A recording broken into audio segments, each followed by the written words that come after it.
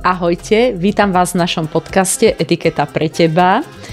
Téma dnešnej epizódy je stolovanie. Tak to bolo. Páni, tak toto nefunguje. Pre mňa je stremne sašitok jesť iba s lyžicou. Pre Boha živého, ja som aj osypky hneď dostala. A potom ja som sadla, aj on iba pozeral na mňa. Nechceš mi povedať, že je to to, čo si myslím?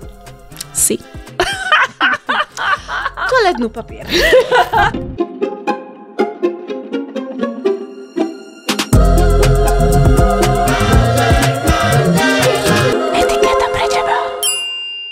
Ahojte, vítam vás v našom podcaste Etiketa pre teba. Téma dnešnej epizódy je stolovanie. Etiketa stolovania. Čo povieš, Glenda, na náš stôl? Vidím veľa príborí. No. Otázka, Maria, pani odborkyňa. Poviem ti jedna vec.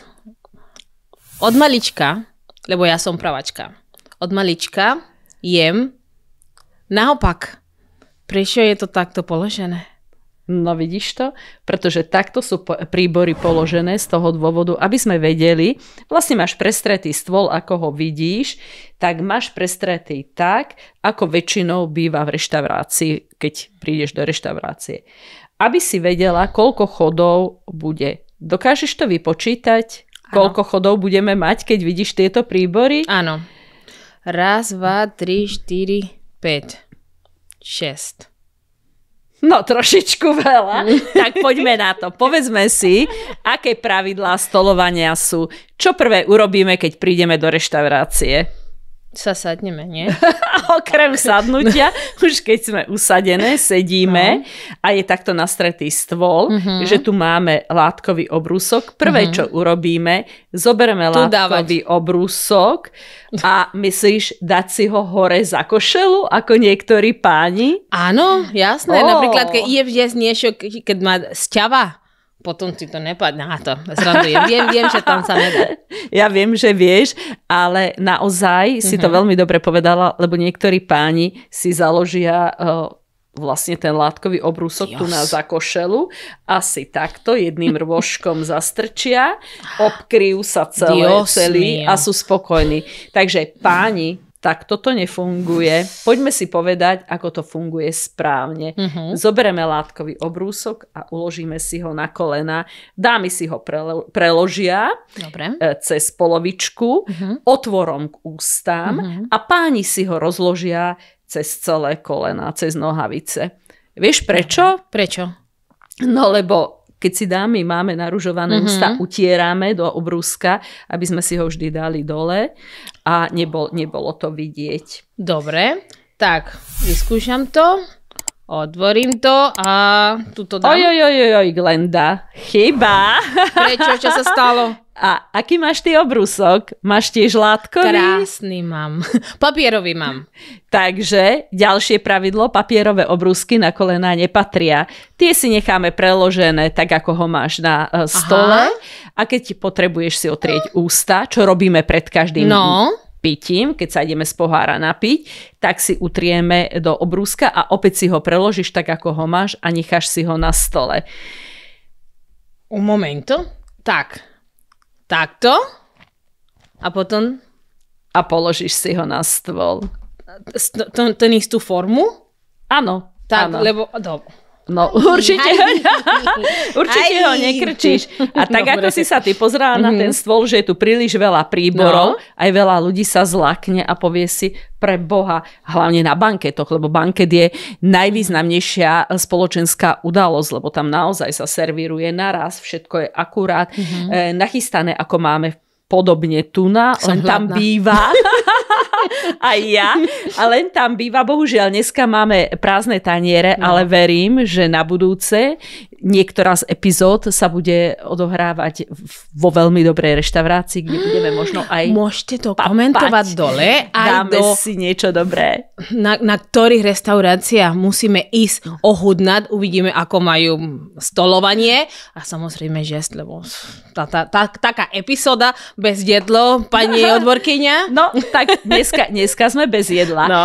Ale keď práve budeme vyberať tie reštaurácie, alebo niekto nám doporučí z našich poslucháčov a ten, kto nás sleduje, tak uvidíme, ako bude nastreté. Lebo aj podľa toho poznáš, či je reštaurácia lepšia alebo horšia. Tam, kde sú biele obrusy, látkové obrúsky a takto naservírovaný stôl založený, tak aj podľa toho poznáš reštauráciu.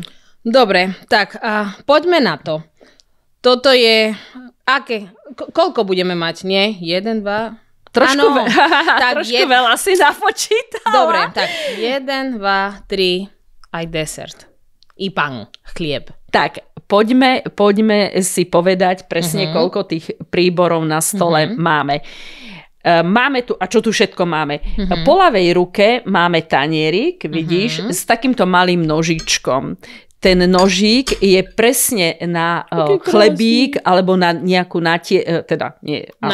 chlebíku, na natierku alebo maslo. Tu nám máme položený chlebík a vždy Glenda, si zapamätaj, že je to po ľavej ruke. Dobre. Netreba, lebo teraz sedíme dve pri stole, ale keď máš banket, kde sedíš tesne, to sa mi stalo. Tak aby si... No... A vážne? Áno, jasné. Hovor, zaujíma ma to. No, hlavne som bola pár rokov dosadu na svadbu niekde v Orava. A potom sme sadli všetci a pani, čo bolo vedľa mňa, no a ja som jedla celý čas jej chlieb. A potom, ale ona, tak to bolo, všetci sme boli na druhú stranu. A možno, že niekomu sa neušlo, vieš, možno, že v tej línii, kde ste boli, sa podarilo, možno niekto bol bez chleba. No. Takže tu máme chlieb. A Glenda, ľubíš taký chlebík, keď je tam nachystaný niekde? Rada si ho dáš? Áno, jasne. A ako ho papáš? Aj. Takto. Natriem. A idem. Odlomíš si ho, nie? Či takto zoberiem? Jasné, tak to treba? Aj to je jedno z pravidel, ako to, čo už je raz v ústach, sa nevyberá. To znamená, že keď máme chlebík, alebo žemličku, alebo roštek, odlomíme kúsok, natrieme práve takýmto malým nožíkom, ako máme tuna, a vkladáme do úst. Dobre. Lebo nikdy neodkusujeme z chleba. Ani teda to isté ako banán. To som videla nedávno. Áno, odlomíme si a jeme. Aby sme sa nezlakli toľkých príborov, koľky sú tu, ako s nimi budeme jesť. Ďalšie pravidlo, jedno z tých 5, ktoré sme si hovorili, je, že odoberáme príbor vždy z kraja. Dobre. Takže tieto príbory, ktoré tu máme, ten prvý bude na čo? Predjedlo. Alebo salát, nie? Ten prvý bude na predjedlo. Týmto príborom budeme jesť predjedlo. A presne krájame. A ako krájame? Ako držíme ruky? To som už videla, mi amor. Takto, že? Áno, príbor si zoberieme. Tie ručky na príboroch si vložíme do dlaní a krájame, odkrojíme vždy iba kúsok a po malých kúskoch jeme. A ešte ti poviem, niekedy sa ti stáva, že nechutí ti úplne všetko, čo máš na tanieri, hlavne keď je taká servírovaná obeda alebo večera. Niekedy sa mi to stalo, hej. Tak ja ti niečo poradím. Čo? Ja to robím tak, že lebo je veľmi neslušné odmietnúť jedlo a povedať, a to mi nechutí, to mi nedávajte. Tak ja sa vždy hrám hru akože krájam, niečo mi z toho vždy chutí, niekedy dám do úst a robím hru akože, prekladám. No a počkám, než ostatní dojedia, odložím príbor a potom ho odnesú samozrejme to jedlo. Vždy takto, že? Keď dokončíme. Na 16. Takto ukladáme príbor. Takže predjedlo sme mali, ale napríklad teraz tu nemáme polievkové taniere. My polievkov nemusíme mať. My podľa toho, čo si vyberieme z jedálneho lístka, tak odnesú čašníci a nechajú nám iba príbory, ktoré budeme používať. Dobre. Takže teraz sme si ukázali vlastne predjedlo, ktoré tu nemáme ani tanierik. Krásne taniery ale máme tu príbory na hlavné jedlo. Dobre.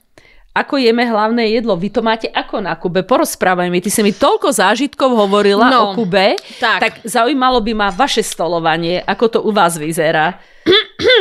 Once upon a time. No, poviem ti pravdu. A my vždy jeme takto, normálne. A potom, keď niečo lebo hlavne... Ale to gesto ma zarazilo, čo si urobila, že my jeme normálne, zobrala si príbor a zrazu si tu niečo prehodila. Tak to je normálne pre nás. tak to jeme, ale každý.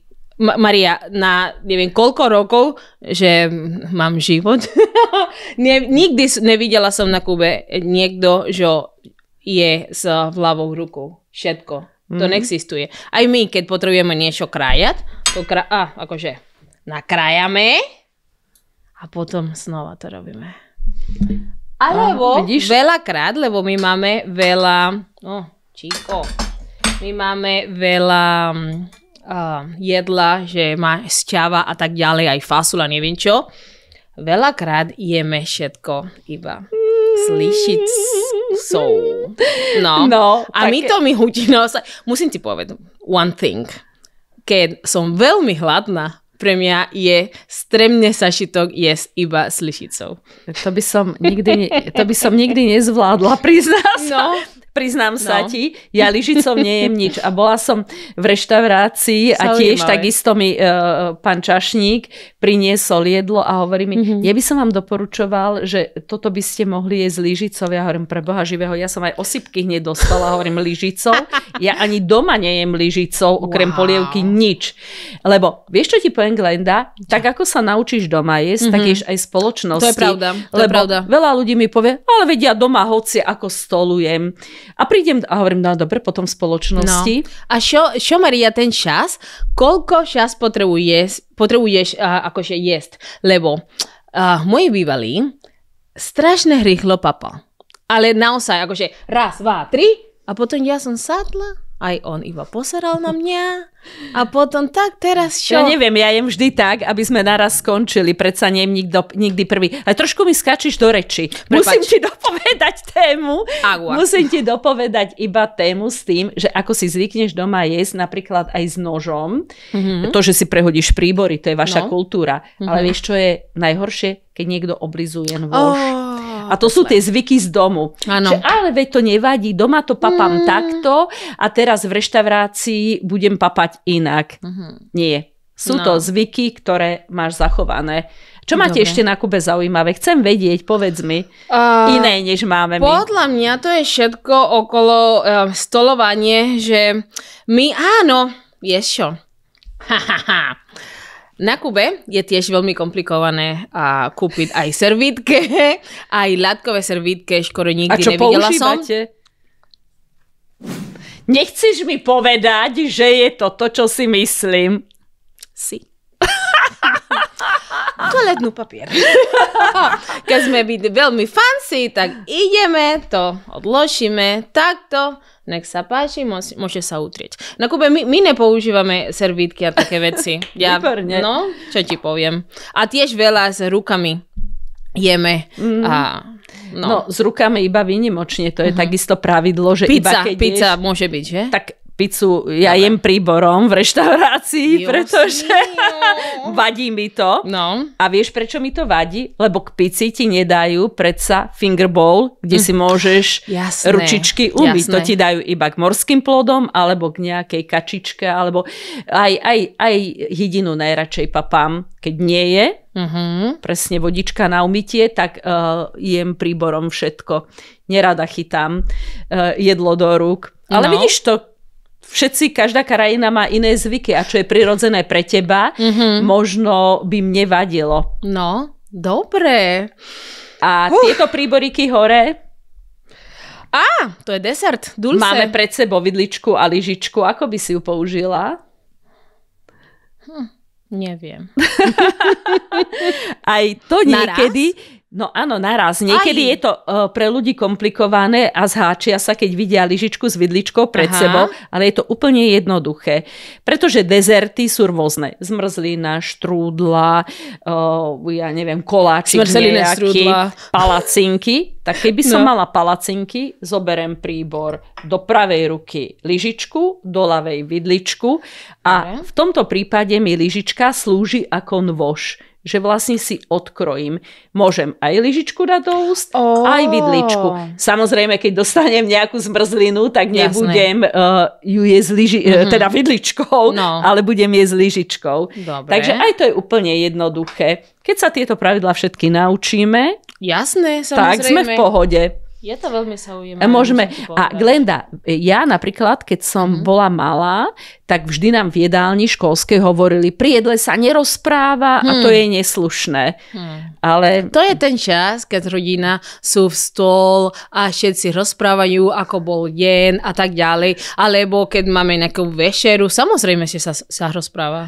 A v školskej jedálni boli takéto pravidlá, ale doma samozrejme, že je to stretnutie celej rodiny a je to niečo sviatočné.